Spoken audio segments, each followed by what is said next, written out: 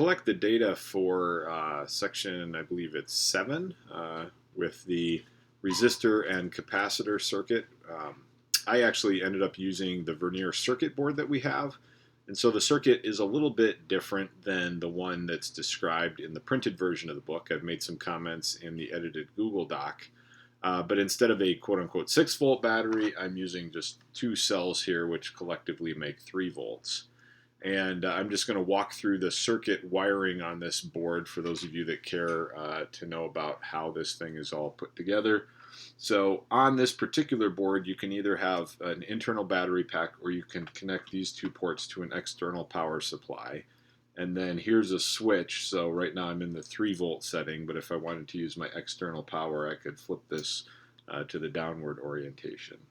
And then underneath the board, and you can flip it over and see the wiring, the potential difference is established to this pin up here, pin number 1 on the board, and pin number 35 down here at the bottom. So essentially we can just treat these as the 2 connections to the battery. So what I did for the charging part of the circuit is I connected that red pin to the top here. This in the middle is a double throw switch, which was one of the reasons I used this circuit board. And so if I'm in the upward orientation, which is charging the capacitor, I'd come to the switch, through the switch, and then I'd get to this pin. This goes through another red wire, let's see, over to here, which is the top connection to the capacitor. This has a 10 microfarad capacitor. And then at the other end of the 10 microfarad capacitor, I have these black leads that connect to, whoop, I guess I did that. No, that's right. I have the black lead that's going to connect down here. It connects to the other side of the double throw switch, but that's not even active right now because I don't have the switch in that orientation. It really just connects back here to the negative lead of the battery. So in this particular orientation, I've got the battery and the capacitor in a loop.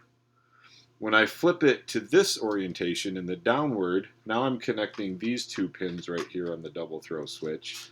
Again, the red takes me over to the capacitor, but then on the other side of the capacitor, the yellow wire takes me over here to the top of this 100 kilo ohm resistor.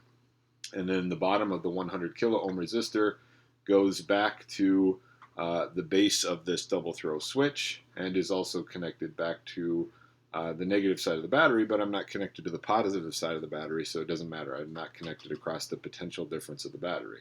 So in this orientation, the loop is simply the capacitor and the resistor. And finally, I took a voltage probe, and the voltage probe is connected to my little LabQuest Mini here.